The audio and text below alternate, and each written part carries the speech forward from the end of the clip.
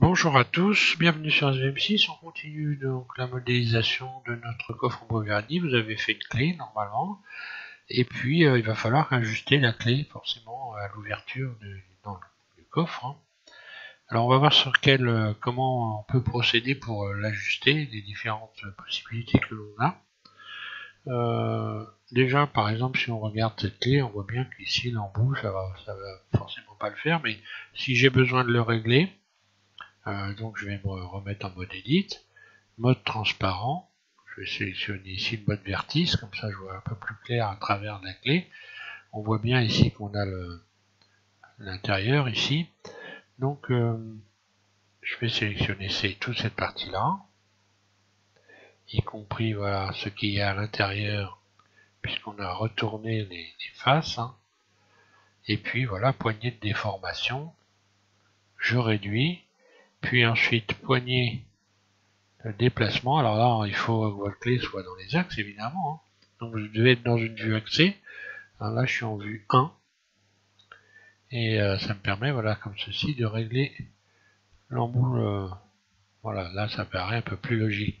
Si je devais par exemple réduire cette épaisseur ici de cette partie là, tout simplement je vais faire par exemple B, sélectionner toute cette partie là, et pareil, poignée de déformation. À partir du moment où je reste dans les axes, je peux jouer comme ceci, déplacer et redéplacer cet ensemble. Si vous devez jouer sur l'épaisseur par exemple du bas de la clé ici, là, bon là il n'y a pas trop de vu la forme qu'il y a, il faut pas non plus il va pas falloir être plus réaliste que le roi, on va dire. Je vais commencer par sélectionner deux ou trois rangées histoire de me donner un repère ici. Donc je me rapproche pas trop de cette partie là parce qu'il faut pas que je la déforme, ou alors ouais, faut pas que je la déforme, donc je vais pas avoir le choix. Ou alors, si je vais en remettre en vue 1, donc là j'ai sélectionné quelques rangées, mode transparent, ici je mets en mode vertice, voilà. On voit mieux quand on est en mode vertice que quand on est en mode face, puis pour la sélection. Là donc je vais peut-être étirer un peu l'ensemble, comme ça, puis réduire.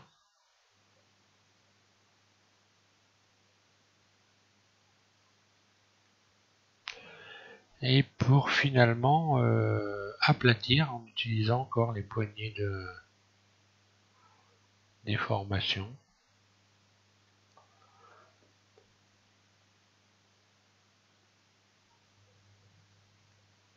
Voilà comment je pourrais par exemple réduire cette partie-là. Bon là j'ai une forme un peu pas forcément adaptée, mais bon. Donc voilà, là j'ai réussi à réduire sans trop déformer, sans déformer d'ailleurs du tout la partie circulaire, ici la partie tubulaire. Là je pourrais rajouter un rayon, par exemple, et puis pour voilà, pour retrouver une forme, ici je peux faire ça, pourquoi pas. Ensuite, imaginons que cette partie-là est trop importante, par exemple. Donc Z, toujours pareil, mode vertice. A, je désélectionne tout. C. Alors cette partie, imaginons que par exemple vous vouliez simplement modifier ici cet anneau. Bon rien ne vous empêche de le faire de cette façon-là, par exemple. Vous allez sélectionner, vous allez faire surface. Alors là, voilà ce qui se passe ici. On a quand même une partie qui est très grosse, peut-être par rapport à l'ensemble ici. Donc ce que je vais faire, je vais tout simplement ramener ça ici. Peut-être voir un peu cette partie-là. Voilà. Pourquoi pas.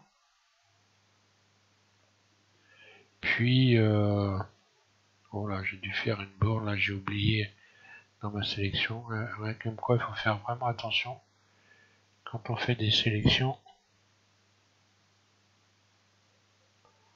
à ne rien oublier. Ah, il faut que je revienne encore plus loin. Voilà, c'est surface, je recommence. Déplacement.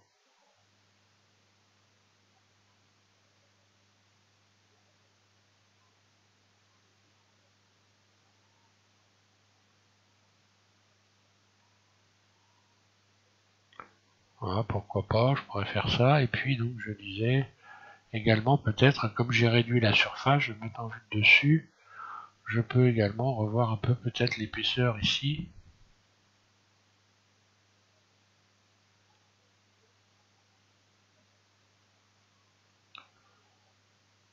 Voilà.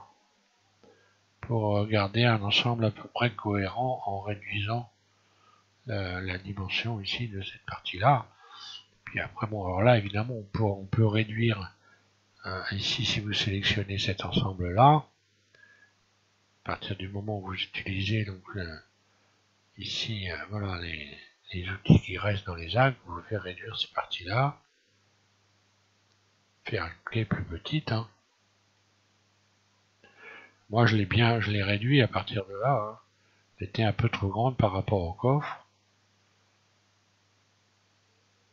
Et voilà, vous pouvez modifier comme ceci votre clé. Alors maintenant, ce qu'on va voir, ce qui est aussi important, c'est de donner un axe de rotation à votre clé de manière à ce qu'elle puisse tourner dans la serrure correctement, puisque là, si je sélectionne ma clé, que je fais donc une rotation sur X, RX, bon, on voit qu'elle tourne pas rond, hein, on va dire. Donc on va faire en sorte qu'elle se mette à tourner rond. Pour avoir un axe qui est parfaitement dans l'axe, j'ai envie de dire, eh ben on va se baser sur le centre, hein. Et le centre, vous l'avez ici en réalité. Il suffit simplement de sélectionner. Alors je vais déstresser pour qu'on voit bien, voilà. Il suffit simplement de sélectionner ici cet ensemble intérieur. Donc là je l'ai un peu je peux l'agrandir un peu pour que voilà, que ça fasse un peu plus sérieux.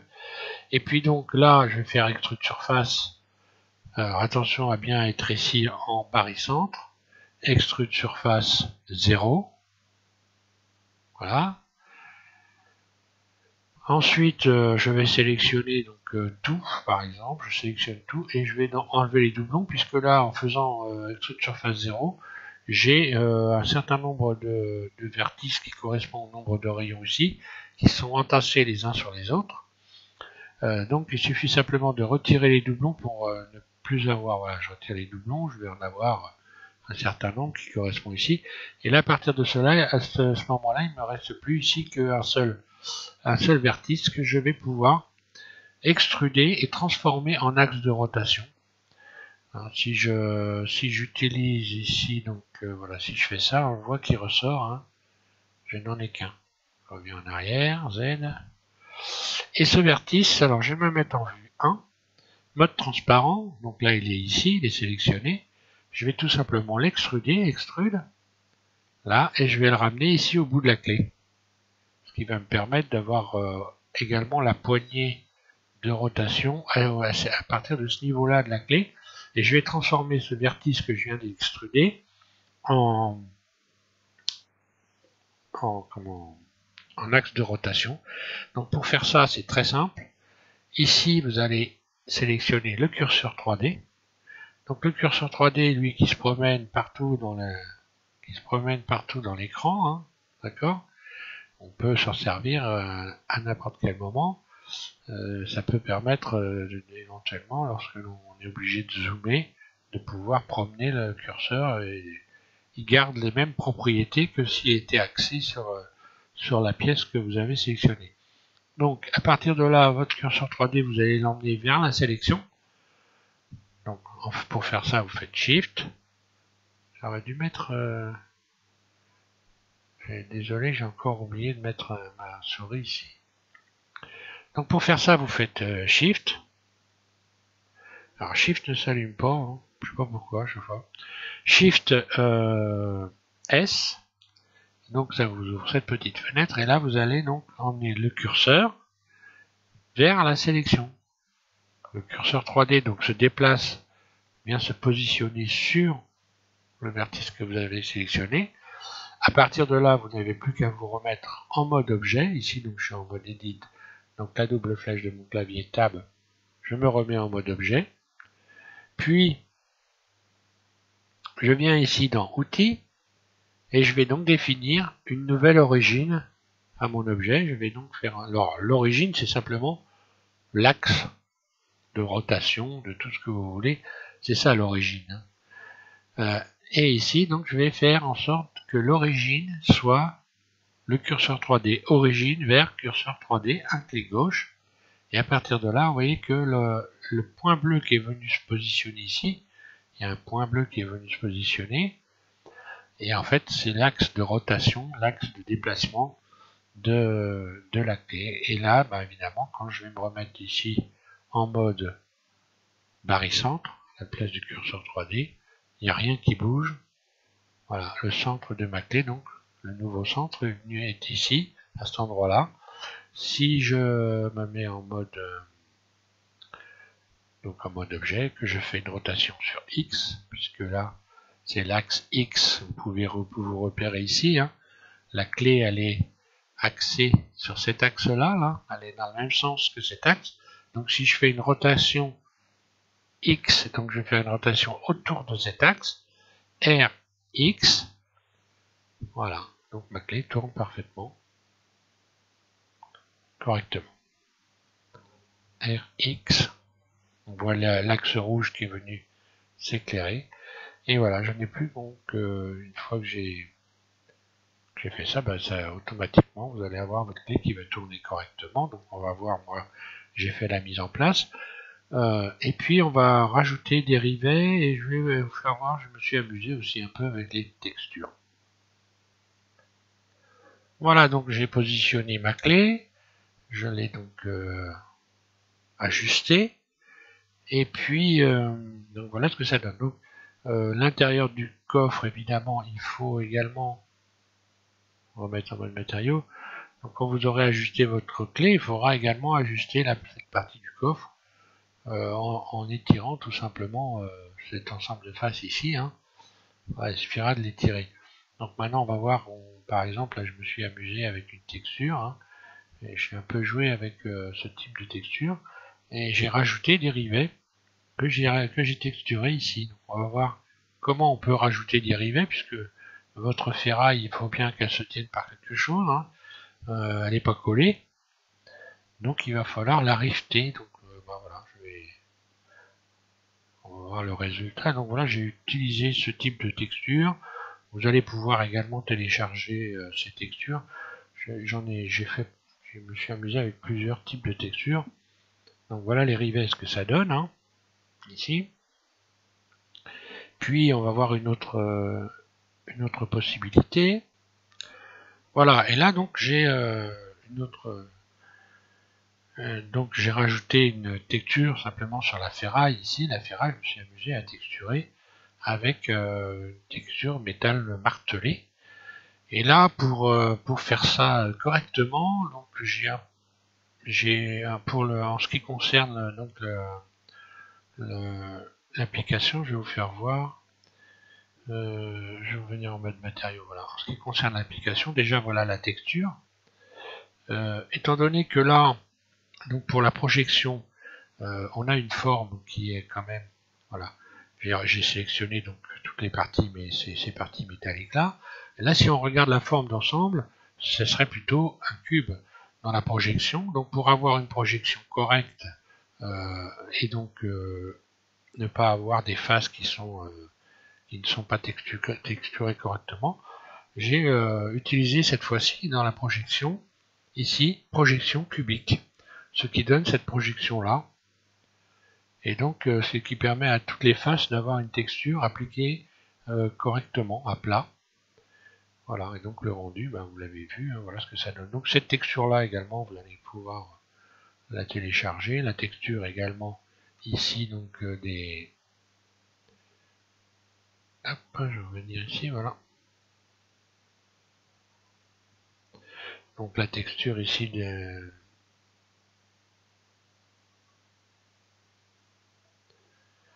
des rivets, j'ai un trou de mémoire. Des rivets, vous allez donc également pouvoir la télécharger. On va voir comment réaliser donc des rivets. Et puis j'ai envie de dire, hein, faites joujou avec des textures, hein. Je vous en propose quelques-unes. Il y en aura 3, dans le dossier il y en aura 3. Et puis vous en ferez ce que vous voudrez, hein. D'ailleurs vous verrez que vous pourriez par exemple, enfin ça donnerait pas terrible, mais même avec la texture ici des boutons que vous pouvez appliquer également sur d'autres objets. Par exemple ici pour les volutes, j'ai utilisé la même texture. Je vais revenir ici. Donc voilà, c'était la texture de rivet, c'était cette texture là. Et donc on voit que voilà, pour CTRL L, voilà, pour ici les volutes, j'ai utilisé cette texture ici. Donc j'ai positionné sur un rivet. J'aurais pu voilà, la mettre sur un autre, hein. Après tout, pourquoi pas. Sur celui-là, c'est un acier martelé. Un clic gauche, je lâche. Et on va voir ce que ça donne. Vous voyez, voilà. Donc là, on voit que la texture est martelée. Donc dans le rendu, on voit bien que là, c'est plus du tout la même chose, hein. Dans le rendu, on va aller voir ce que ça donne. Bon. C'est plus clair, évidemment, que...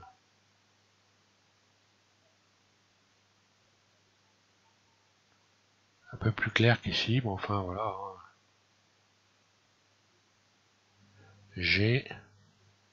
Vous pouvez... voilà, vous pouvez le déplacer. Alors là, si ça rame, hein, la raison elle est très simple. C'est tout simplement que voilà, j'ai ici la subdivision qui est enclenchée et qui n'est pas appliquée. Voilà, maintenant si je fais G, vous voyez, ça va bouger beaucoup moins dès que j'aurai retiré la subdivision. Voilà, si vous voulez éviter de ramer, voilà une solution. Là, je le place sur ça et vous voyez que ça change. Donc là, si je mettais dans la partie où il n'y a aucune texture, et c'est tout noir, je me remets là.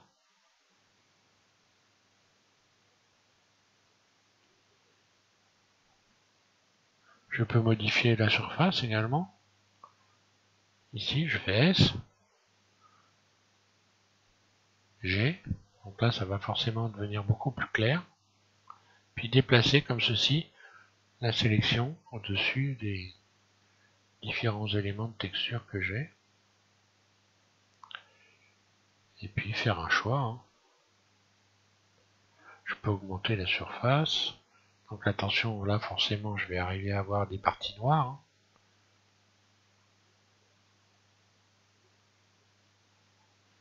Et puis je vais me replacer finalement là où j'étais à l'origine. Voilà. Donc on va s'amuser à faire les rivets. Et pour la texturer les rivets, on va utiliser ces formes-là qui correspondent parfaitement donc à un rivet. Je repasse donc sur... je vais garder peut-être ce modèle-là. Après tout, je vais rester sur ce modèle-là. Je vais juste fermer cette fenêtre pour le moment. Voilà. Alors, je vais rester donc en mode ici, donc je ne vais pas appliquer le modificateur pour l'instant, vous avez vu, hein, je vois si comment ça peut ramer. Hein. Je vais me remettre ici en mode solide, voilà. Et puis on va donc faire dériver. Alors là, moi j'ai fait dériver ici, maintenant je vais en faire ici après tout.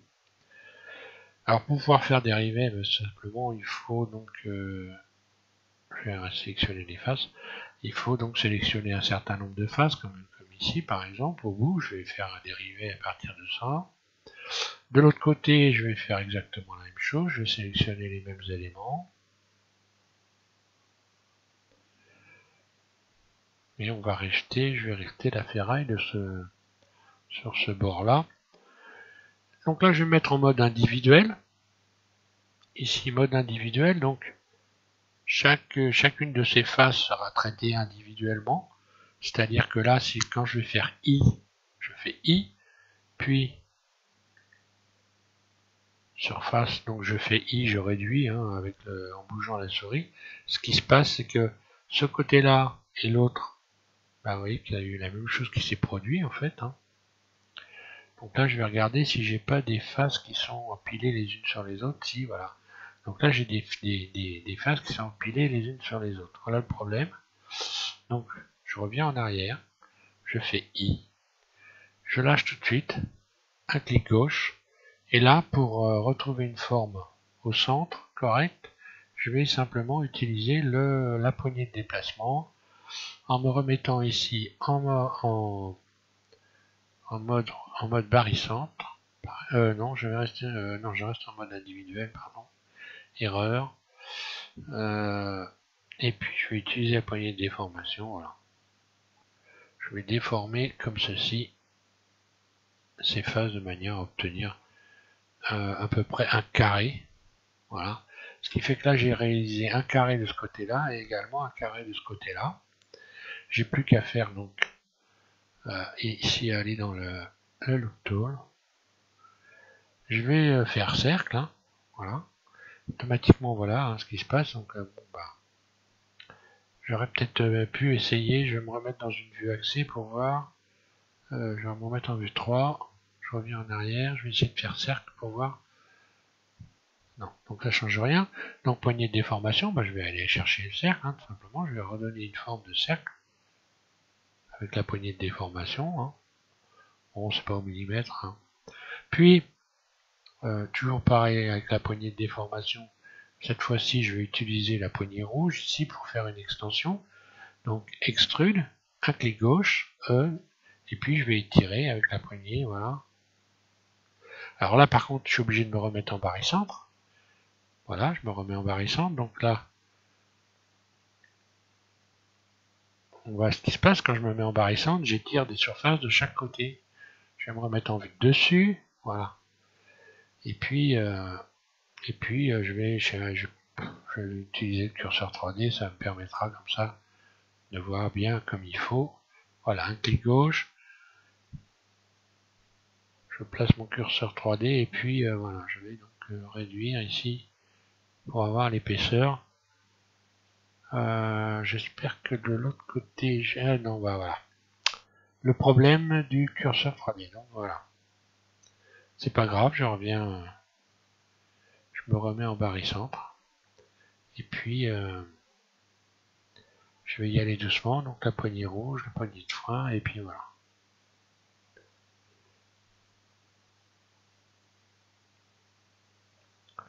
On a beau s'en être servi des centaines de fois, on arrive encore à oublier des éléments.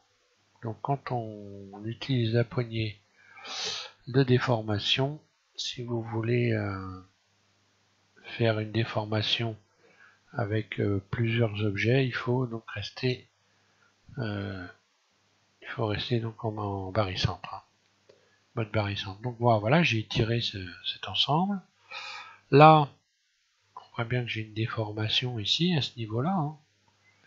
Alors ce que je vais faire, je vais sélectionner ici toutes ces faces.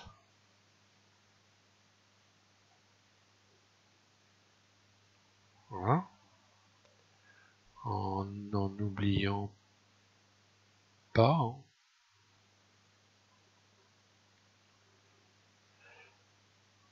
Voilà. Puis je vais faire I.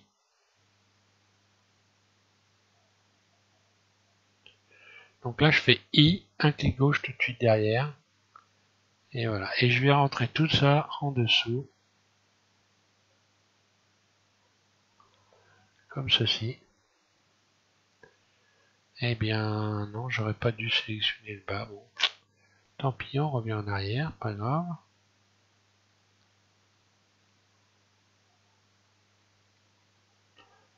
Je désélectionne ça. I. Voilà, je vais juste faire en sorte qu'il n'y ait pas de... Quand je fais I, de ne pas avoir des faces qui sont positionnées les unes sur les autres. Voilà. Comme ça, voilà, en réduisant. Donc là, je passe en dessous. Et donc, quand je vais subdiviser, vous allez voir, voilà ce que ça donne. Donc là, c'est propre, tout simplement. Et j'ai également l'impression vraiment d'avoir un rivet enfoncé ici à cet endroit-là.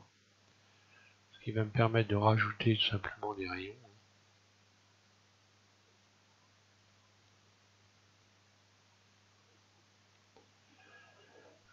Si je veux lui donner une forme ici, un autre type de forme, je vais supprimer ces faces.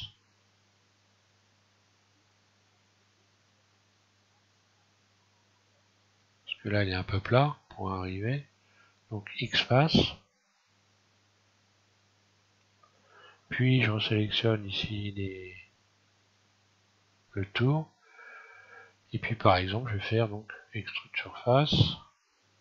Je me remets avec ici l'outil de déplacement. Oui, l'outil de curseur de déplacement. Extrude surface légèrement. Je gonfle. Je vais déstresser, voilà, ça va aller plus vite. Extrude surface. Extrude surface. Puis à chaque fois, vous tirez un petit peu. Alors, allez voir, c'est juste une question d'habitude. Hein. Puis extrude surface ES 0. Ah oui, j'ai encore oublié, je m'aperçois à la souris.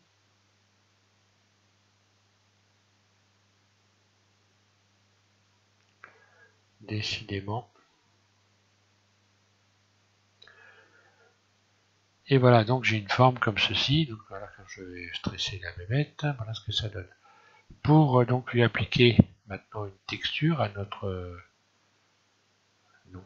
rivet, vous allez sélectionner donc ici l'ensemble de votre rivet.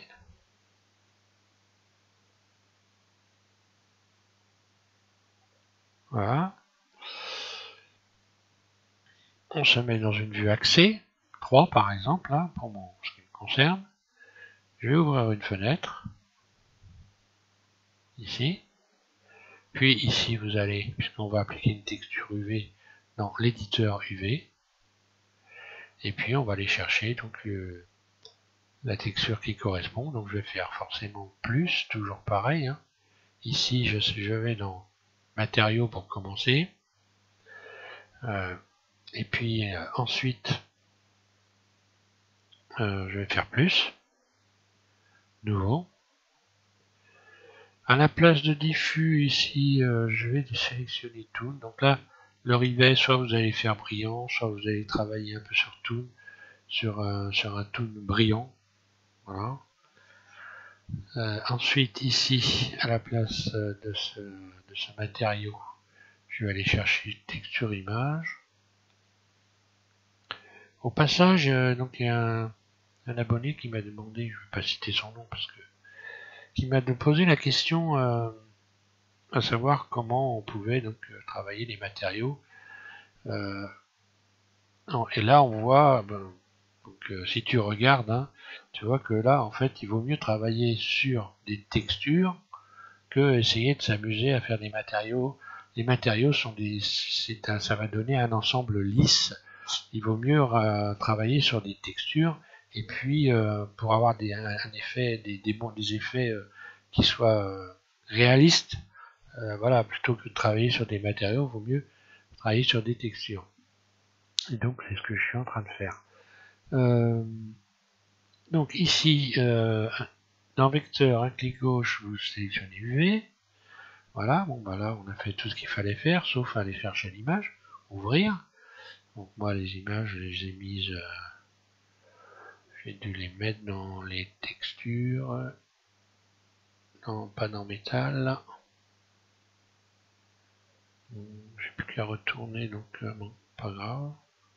Document, Blender, texture, Voilà. Et je vais retrouver donc je vais retrouver ma texture métal martelé. Je pense qu'il part par là. Métal, métal. C'est pas ça. À moins que j'ai donc tapé peut-être acier martelé. Ouais, j'ai perdu.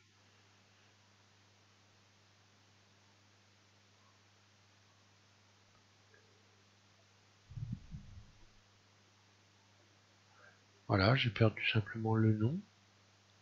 Bon, moi je vais aller rechercher sur le bureau, puisque sur le bureau elle doit y être. Dans texture, voilà, bon, pas grave, voilà. Donc je vais aller essayer de chercher cette texture là. Donc encore une fois, vous allez pouvoir la télécharger si vous voulez. Hein. Ouvrir. Donc on voit bien qu'elle s'est appliquée là. Puis là, je vais donc aller la rechercher, la positionner ici. Voilà. Et là, je vais projeter, là, je vais projeter par rapport à la vue hein, directement ce que j'ai sélectionné. Donc il faut être en mode edit. Hein, vous allez dans Mesh. Et puis, donc voilà, je vais par rapport à la vue. Voilà ce que ça donne. Donc j'ai un cercle ici. Et puis je vais transformer ça en cercle en faisant donc tout simplement une surface sur X. Voilà, pour redonner une forme circulaire. Puis surface.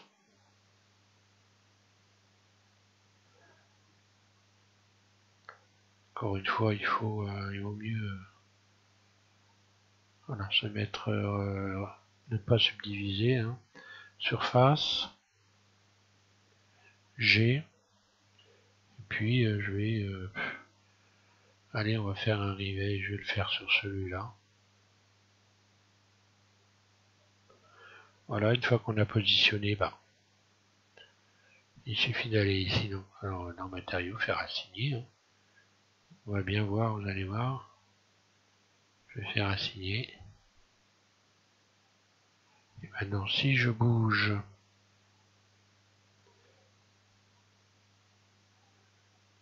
je vais me remettre en mode texture, voilà, comme ça on verra plus clair, vous voyez ce qui s'est passé.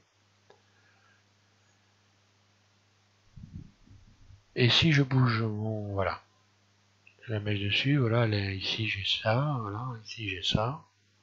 Alors ce qui se passe, comme je l'ai projeté par rapport à la vue, ici sur le bord, ça ne correspond pas.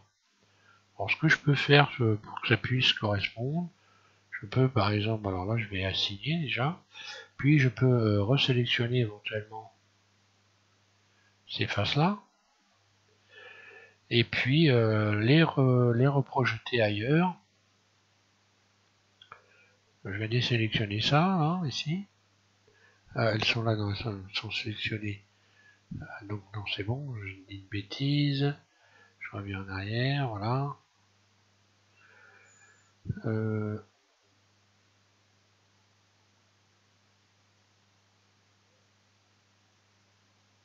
Puis là, je vais faire une projection.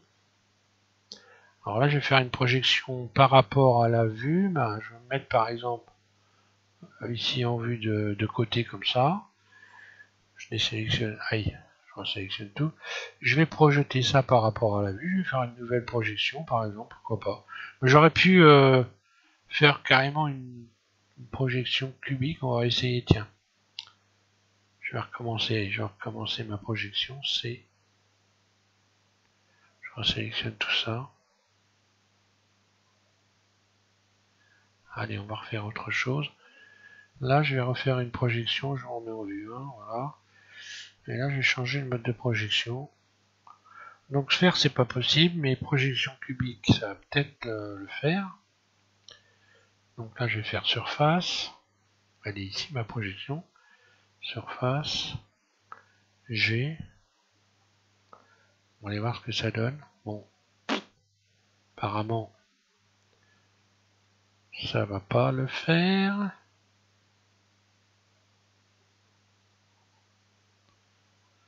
Ça le fait pas, alors bon. une autre solution. Ici, je me remets en vue 3. Voilà. Et je vais refaire un autre type de projection. On va voir. Alors, cylindre. Projection cylindrique, pourquoi pas. On va voir. Tiens, je suis en train de penser à ça. On va essayer la projection cylindrique, voir ce que ça donne. Donc voilà. Voilà, on voit bien que ça ne fait pas non plus. Hein. Hop, on va aller. Si je fais déplier, voilà ce que ça donne. Surface. G. Je vais donc par exemple. Donc là, on va voir le même type de projection hein, que quand j'ai fait une projection par rapport à la vue.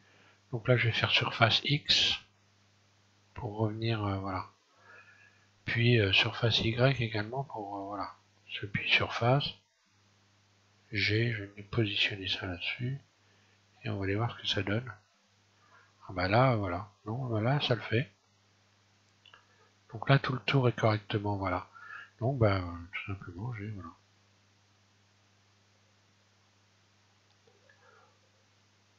Voilà, ça s'est étalé partout, c'est bon.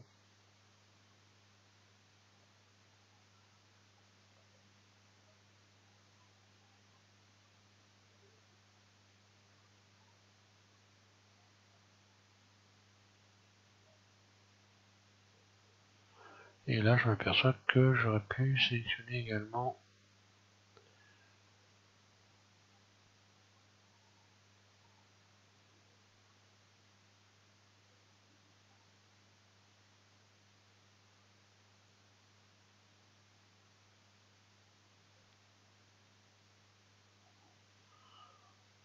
Bah voilà, ça me paraît pas trop mal. J'ai, je reviens.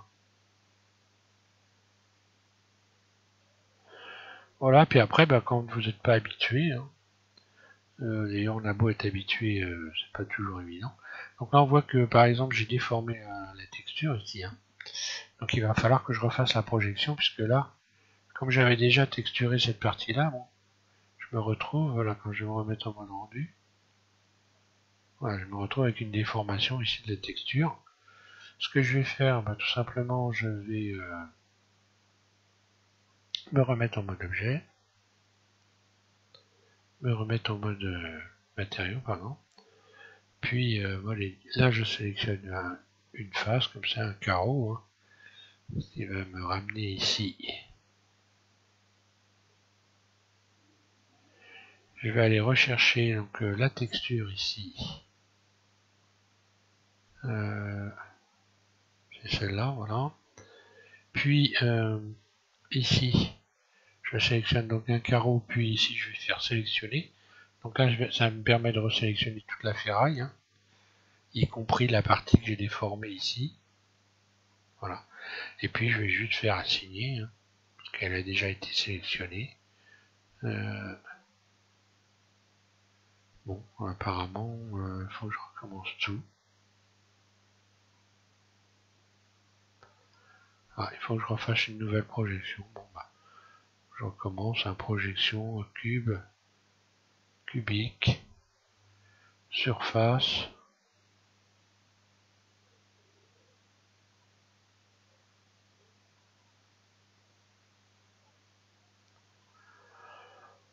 Assigné, et voilà, normalement je devrais avoir retrouvé ma texture correcte, celle-là, voilà. Voilà. On va aller voir ce que ça donne au mode rendu. Voilà.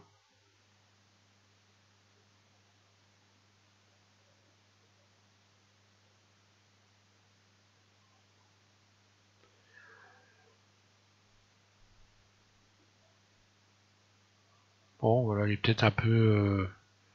alors là, elle est peut-être un peu brillant, donc moi je vais pouvoir aller maintenant m'amuser un peu à le rendre un peu plus... à modifier un petit peu cet aspect.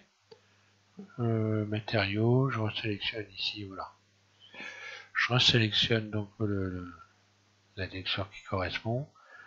Je redésélectionne. Ah, donc là, elle est venue se mettre. Alors là, j'ai utilisé un toon diffuse. Donc maintenant, on va essayer Je vais me remettre donc directement en mode rendu pour voir ce que ça donne. Donc là j'ai rappelé ma texture. Hein. Et puis je vais modifier les valeurs dans Tool. Ici je peux par exemple ici adoucir.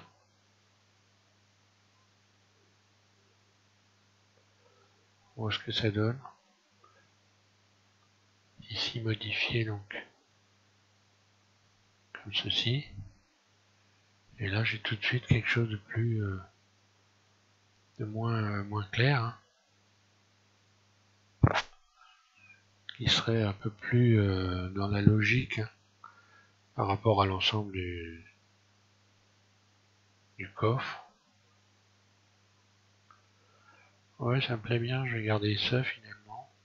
Après, on peut donc modifier différents éléments. Vous pouvez retirer la couleur. Donc là, ça va être forcément plus blanc. Hein. Voilà, retirer la couleur. Je vais la remettre la couleur. Vous pouvez ici modifier donc soit linéaire. Alors là, il va se passer pas grand chose d'ailleurs. Je vais mettre cubique. Là il se passera, non il va rien se passer de particulier. Je vais me remettre sur linéaire. Là vous pouvez modifier étendre. Ça modifie, hein, et là ça va modifier. Ça va donner un aspect plus lisse, me semble.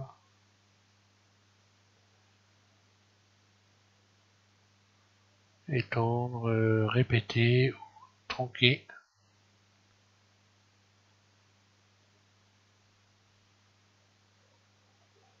Bon, c'est vraiment peu sensible. Hein. Je vais me mettre sur répéter. Là, par contre, ce qui va être très sensible quand vous allez le modifier, c'est voilà, vous pouvez choisir par exemple d'appliquer cette texture. Donc là, elle est à plat. On peut modifier en allant chercher boîte. Donc là, on voit que voilà ce qui s'est passé, il est tout noir. Donc c'est en fait la forme de l'application de votre texture. Là, je vais mettre sphère. Alors là, sphère, c'est comme si vous appliquiez une texture sur une sphère. On étale la texture sur une sphère, ce qui va la rendre beaucoup plus brillante, beaucoup plus lisse. Sphère, et puis on a également tube. Donc là, ça va faire des rayures tout simplement. Alors là, on ne voit pas parce que c'est tout petit, mais quand vous faites tube, souvent, ça vous donne un ensemble de rayures. Bon, c'est pas. Ensuite, on peut modifier ici. On va juste sélectionner UV, mais donc on peut essayer générer, voir ce que ça donne. Donc, générer, ça va devenir tout noir, ça ne donne rien de particulier. Surtout que là, on est sur des petites surfaces. Réflexion, donc là par contre, réflexion, on va voir tout de suite que c'est exactement comme dans le mode rendu Blender. Pour ceux qui suivent les tutos, on peut se servir encore des textures. Hein. Il y en a un qui m'a mis un doigt en bas là avec la texture. Manifestement, il n'a rien compris du tout. Les textures que je vous ai proposées en téléchargement, vous pouvez toujours vous en servir, hein. Même dans le mode cycle. Et donc voilà, donc là j'ai utilisé le mode de réflexion. Si je subdivise, je vais resubdiviser l'ensemble 2 fois. Bon, ça rame, hein, c'est normal. Hein. Faut pas rêver. Et là, on voit que j'ai une texture chromée avec une réflexion à l'intérieur. Exactement comme dans le mode de rendu Blender. Et encore une fois, voilà, pour ceux qui ont suivi les tutos, toutes les textures que vous avez téléchargées, vous pouvez toujours vous en servir. Donc il faudra ici évidemment à la place de UV mettre réflexion. Donc, fenêtre, alors fenêtre, attention, si vous sélectionnez fenêtre, lorsque vous allez déplacer votre objet, la texture restera fixe. En fait, c'est un peu comme si c'était un miroir. Ça vous donne un effet de miroir en réalité. Donc qu'est-ce qu'on a? Donc caméra. Non, pas fenêtre, c'est caméra. Fenêtre, c'est caméra. Si vous mettez sur caméra, alors là on peut pas voir, mais quand je déplace, en réalité, Ouais, bon, la surface est trop petite pour qu'on voie les trucs. Bon, c'est pas grave.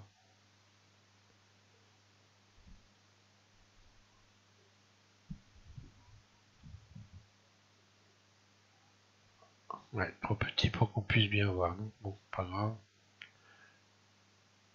Normal, ouais, que vous obtenez quelque chose.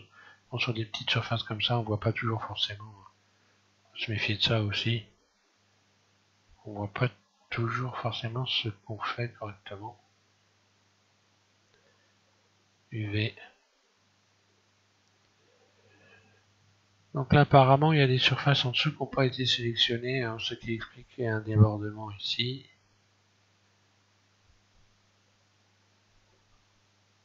Mais quand je vais stresser la bébête, ou alors simplement c'est la réflexion, oui, c'est la réflexion sur le métal, puisque là j'ai choisi Toon légèrement brillant. Donc là c'est juste une réflexion, la réflexion du rivet. Et oui, il y a une brillance sur cette texture là. Et donc on voit bien voilà que c'est la réflexion. Enfin, faut bien faire attention, hein. Ça peut être trompeur. Hein. On peut se dire tiens, j'ai mal appliqué ma texture. Et quand on remet les choses dans l'ordre, qu'on fait bien attention, finalement, non. Finalement, tout va bien. Voilà, donc j'ai rajouté des rivets. Et puis, à vous de vous amuser. Vous allez pouvoir donc télécharger les textures, les différentes textures. Et vous amuser à mettre des rivets sur votre coffre. Et puis, donc, on va pouvoir passer cette fois-ci. Alors là, maintenant, pour le coup, jusqu'à maintenant, j'annonce à chaque fois que je vais passer à la partie inférieure du coffre. Bon, cette fois-ci, je vais vraiment passer à la partie inférieure. Normalement, avec tout ce que vous avez appris sur la partie supérieure, normalement, il n'y a pas besoin de moi, quoi, en réalité. Hein. Alors, je vais peut-être juste vous faire juste, je sais même pas, d'ailleurs, non, je vais même arrêter là carrément. À vous de jouer, j'ai envie de dire, puisque tout ce que vous avez fait sur le haut du coffre, en réalité, sur le bas du coffre, c'est exactement la même chose. Il suffit simplement de faire correspondre, évidemment, ici les rayons pour avoir un ensemble des renforts donc métalliques qui correspondent hein, tout simplement hein, avec le bas du coffre. Hein. Donc oui, je vais m'arrêter là. C'est pas la peine que je fasse un milliard de tutos pour rien du tout. Hein. Donc je vous rappelle, avant de finir quand même, que pour donc donner une épaisseur, vous devez appliquer ici. Alors vous vous mettez en mode edit. Hein. Puis ici voilà. Je vais me remettre en mode matériaux. Voilà. Donc vous sélectionnez la partie basse de votre coffre, vous sélectionnez tout, toutes les faces A. J'aurais pu cacher d'ailleurs, je vais cacher ça, H. Et puis voilà. Vous sélectionnez votre coffre et surtout vous passez ici donc dans les faces et vous allez solidifier à partir d'ici. Voilà. Et donc à vous de régler l'épaisseur intérieure du coffre, de faire en sorte, je me remets en vue dessus, que les bords, en utilisant les poignées de déplacement, ici, poignées de déformation, soient de la même épaisseur de chaque côté. Et puis voilà, hein.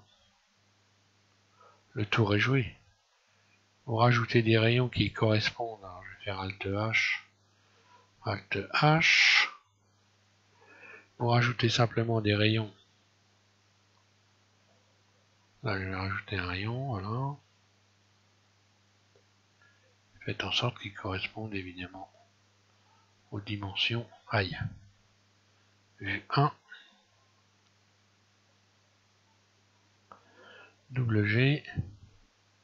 Et je rajoute encore un rayon. CTRL R.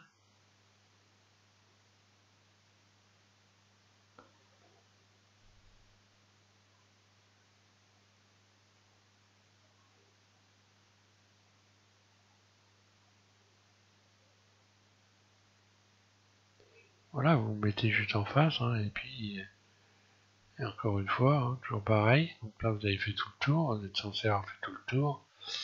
Donc pour revoir, donc de la ferraille, on va pas en avoir à l'intérieur, donc vous sélectionnez les faces extérieures.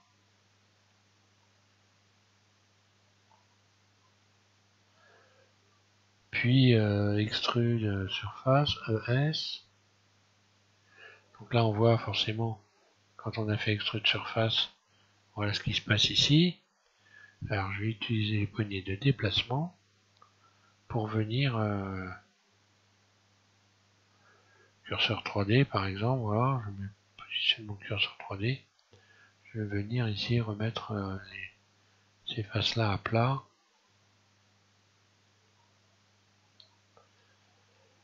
Et puis, donc, ici, éventuellement, je sélectionne cette face et je vais faire en sorte d'avoir la même épaisseur à cet endroit-là. Par exemple, voilà un moyen d'avoir des fers qui ont la même dimension partout.